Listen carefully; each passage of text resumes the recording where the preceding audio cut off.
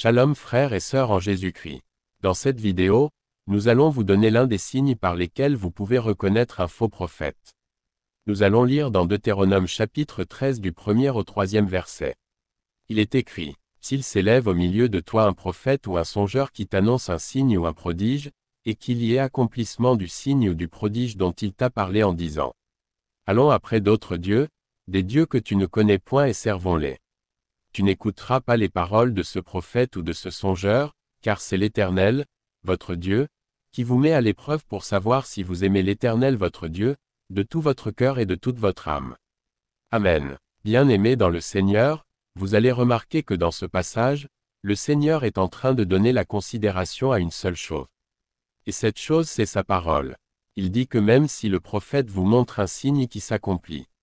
Autrement dit, même s'il prophétise quelque chose qui arrive, et qu'il vous donne des détails sur votre vie, même s'il vous dit des choses qui se sont passées dans votre vie il y a des années, ou encore dans votre lignée il y a des décennies, même s'il performe des miracles et des prodiges, tout ce que peut faire ce prophète pour ensuite vous dire d'aller servir d'autres dieux. Voici ce que l'Éternel Dieu vous recommande. Ne considérez pas ce prophète et ne l'écoutez point, tout simplement parce qu'il va à l'encontre de la parole de Dieu. Et le verset 3 dit, « C'est l'Éternel votre Dieu qui vous met à l'épreuve pour savoir si vous aimez l'Éternel. » Frères et sœurs, qu'est-ce que l'amour de Dieu? Selon la Bible, dans 1 Jean chapitre 5 verset 3 il est écrit, « L'amour de Dieu consiste à garder ses commandements. » Et bien-aimés, sachez que ce prophète ou ce songeur ne viendra pas de l'Éternel, mais du diable. Cependant l'Éternel se servira de lui pour vous mettre à l'épreuve. Ce que Dieu veut c'est que vous puissiez honorer sa parole plutôt que les paroles de ce prophète. Aucune prophétie ne sera au-dessus de la parole de Dieu. Aucun miracle ne sera honoré plus que la parole de Dieu. En d'autres termes, tout prophète qui prophétise et qui opère des miracles, mais qui ne demeure pas dans la parole de Dieu est un magicien.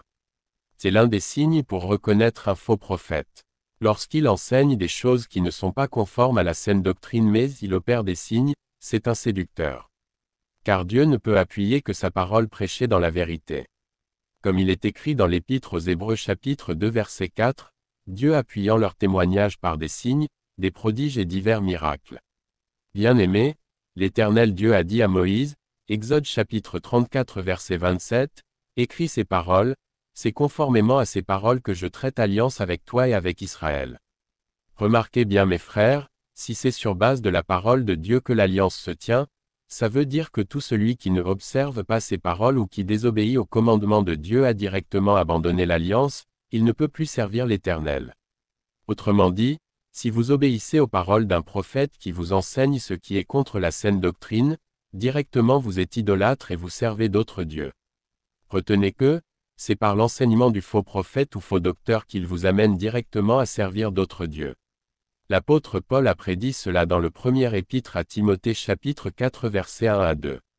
Mais l'Esprit dit expressément que, dans les derniers temps, quelques-uns abandonneront la foi, pour s'attacher à des esprits séducteurs et à la doctrine des démons, par l'hypocrisie des faux docteurs portant la marque de la flétrissure dans leur propre conscience.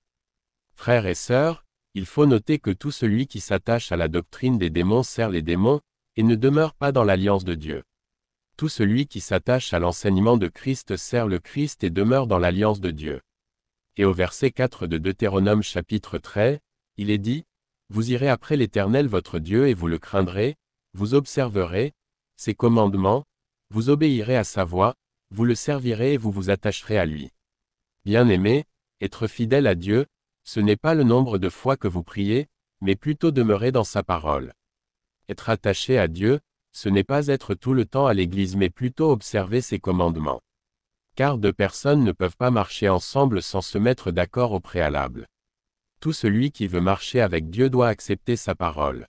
Comprenez ceci, c'est par la parole de Christ que nous avons la foi en Dieu, de même c'est par l'enseignement des faux prophètes et faux docteurs que l'homme abandonne la foi en Christ pour obéir aux démons et aux esprits séducteurs, sans le savoir. Il est écrit dans Matthieu 24 verset 24. Il se lèvera de faux Christ et de faux prophètes, ils feront de grands prodiges et des miracles, au point de séduire, s'il était possible, même les élus. Bien-aimés, souvenez-vous que, les prophéties et les miracles ne sont pas un signe pour reconnaître un véritable homme de Dieu. Mais c'est par la conduite, La révélation est l'esprit de vérité qu'on reconnaît un vrai serviteur de Dieu.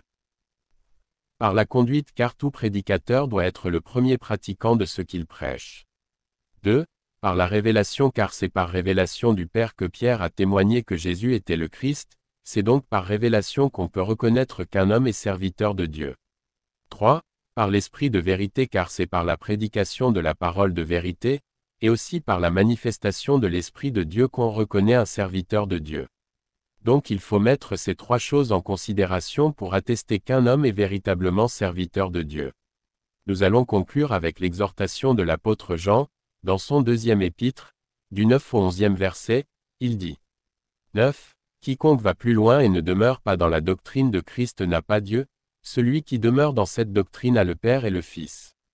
10. Si quelqu'un vient à vous et n'apporte pas cette doctrine, ne le recevez pas dans votre maison, et ne lui dites pas « Salut ». 11. Car celui qui lui dit « Salut » participe à ses mauvaises œuvres. Frères et sœurs dans le Seigneur Jésus-Christ, les apôtres ont combattu et ont donné leur vie pour la saine doctrine.